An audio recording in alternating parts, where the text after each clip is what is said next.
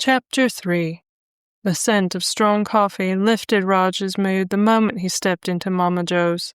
Bright red seats combined with a jumble of car boot sale decorations to make it the most cheerful coffee shop in the whole city. Any trip here took his mind off the real-world problems, such as the codgers at Simp, aka short-sighted traditionalist, and transferred it to a blissful bean heaven. Raj took off his fedora and tucked it into the strap on his laptop bag, careful not to crush the feather on the hatband. The queue was a little longer than normal, but completely expected, since this was the best coffee in Manchester. While he waited, his phone pinged. He glanced at the sender. Annoyance plunged his stomach into his shoes.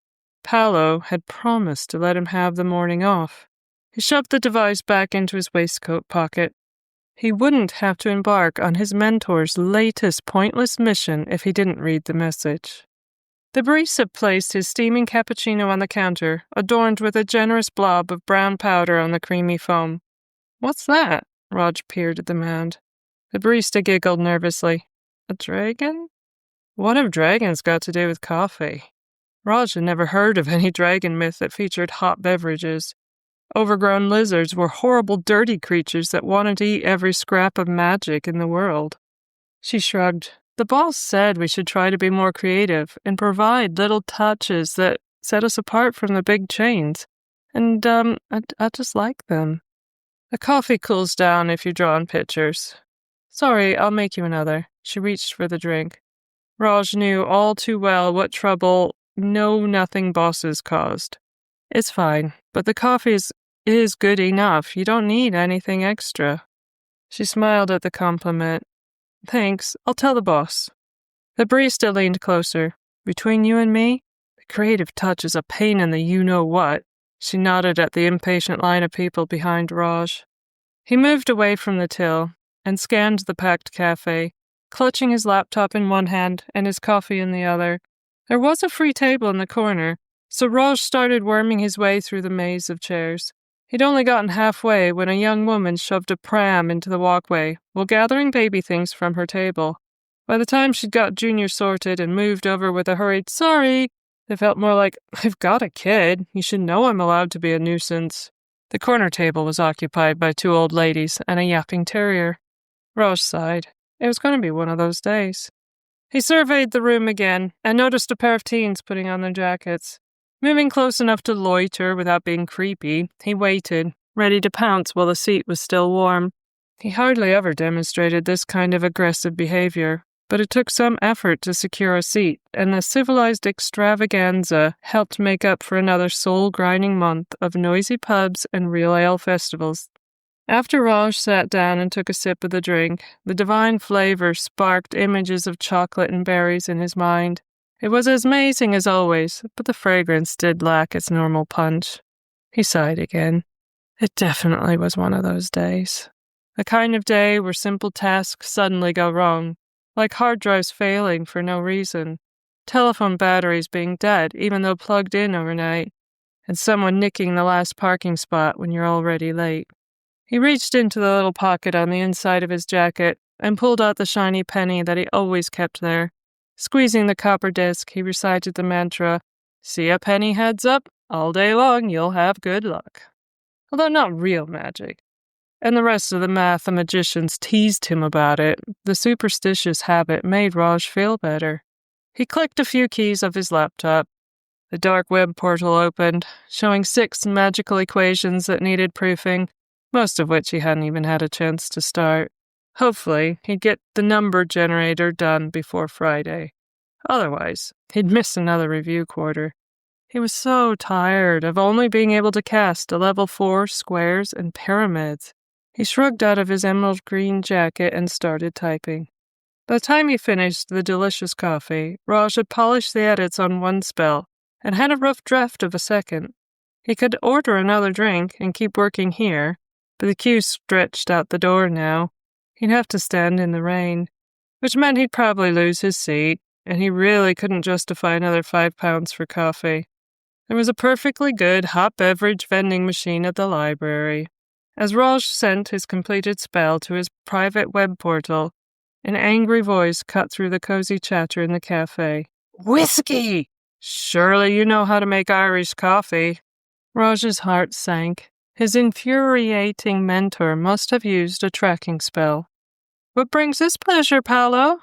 Raj waved at the bald fellow in the black leather jacket that barely buckled over his pot belly. Palo snatched his plain coffee and stomped over to Raj. "Why didn't you call me back? I've very important news. I was working on my review project." "Writing electrical spells while sitting in a coffee shop isn't working." The grumpy man plopped down on the table and pulled the little abacus out of his jacket. Raj stared in disbelief. Palo was a level 9 mage. Surely he wouldn't cast a transformation spell in plain view of everyone. Whiskey. Palo flicked a bead across the wire frame with each letter pronounced. As soon as the bead for letter Y touched the wooden frame, the scent of strong liquor floated out of the cup. Raj glanced around. Thankfully, no one was paying them any attention.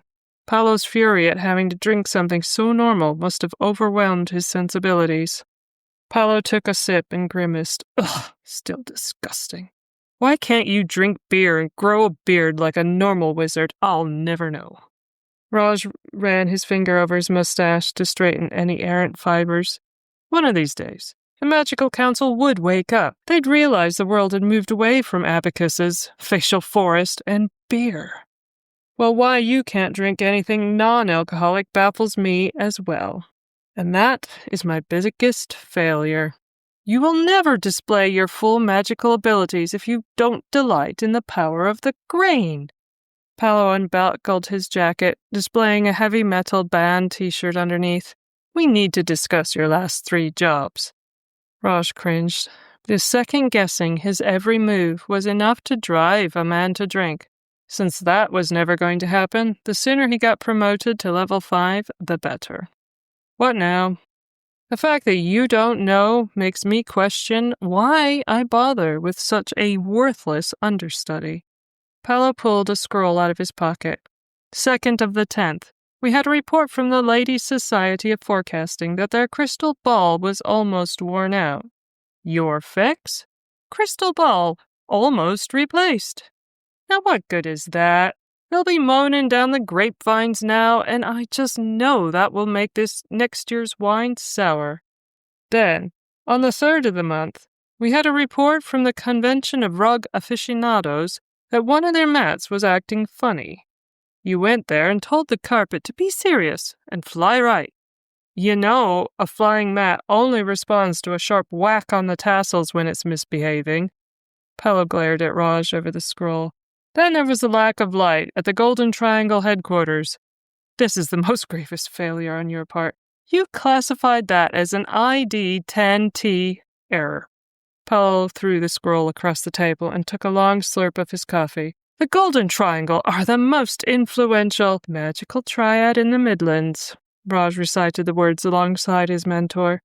Everybody likes a bit of donkey cheek. No one wants a smart ass. Palo snipped. They hadn't bothered to replace the burnt-out light bulb. What else was I supposed to write? Palo glared at Raj. Even after all those gaffes, I managed to get you another job. Something solid the council can use for your professional review. Raj twisted a copper button on his paisley waistcoat so that they all lined up. Palo's jobs always landed him in a much bigger mess than the old man ever let on. Thank you, but I'd rather not. That's because you're soft. Lazy millennial like you just want to sip mocha flappuccinos and watch the day float by. However, that is not how magic world works. It takes disciplined mathematical equations and solid geometry. Raj huffed a frustrated sigh.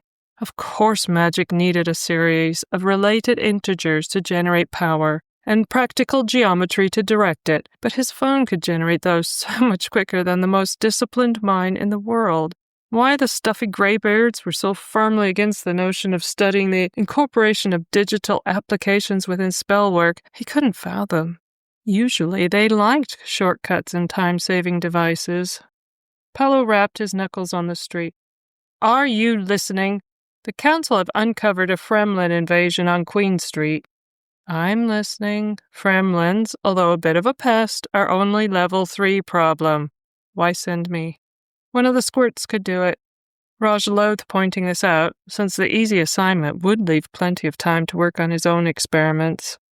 Palo wrinkled his nose. They're all too young. The beasts are in a Norm's office, so I nominated you straight away. Your skills will be particularly well suited for this challenge. The Kent ley line isn't anywhere near that development. No, the Blighters shouldn't be able to get so far from their native magic, but they've always been tricky little devils, prone to mutation. I'm sure they taught you all about the trouble we had with the rogue imps during World War II. The Air Corps didn't know what hit them, coined the name Gremlin, but that's all wrong. You see, I'm rambling, aren't I? Comes from drinking this swill. Palo slammed his fist on the table, rattling all the cups. The council wants you to check out the imp dampeners by 3 o'clock, and then report to Shepherd Construction's main office. Raj clenched his fist under the table. Have I any choice here? Yup, you could leave. With your current qualifications, you'd make a reasonable Lucky Charm craftsman? Not that it pays much. Palo stroked his beard in the satisfied way he did when he thought he'd accomplished something monumental. Everything's arranged. The firm is expecting a normal, everyday, non-magical IT expert to sort out their computer issues this afternoon. Hiding in plain sight is the perfect cover story. Since you didn't answer my call, you'll have to work quickly on those dampeners, but catch that troublemaker, and your progress to level 5 is guaranteed. Raj's heart leapt up and did a happy dance. Finally, a job that used his style of magic. He'd pass that review before the end of the month. Getting all those dampeners checked will be no problem with an electric... No! Digital muck would only make the infestation worse.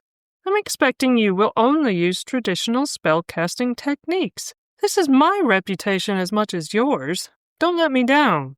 Palo grabbed his coat and stood up. Think positively. There's no reason you can't succeed this time. Raj could think of several reasons, such as how traditional trigonometry magic would never align all the dampeners in time, but a computer could do the calculation in 45 minutes. However, there was no point arguing with Palo when he was in full force. The senior mage waltzed out, most likely looking for the closest pub to wash the foul taste of caffeine off his tongue. Raj slipped his laptop into his leather bag and zipped it tight with clenched fingers. Palo's promotional challenges were always short notice, but you'd think he wanted Raj to fail.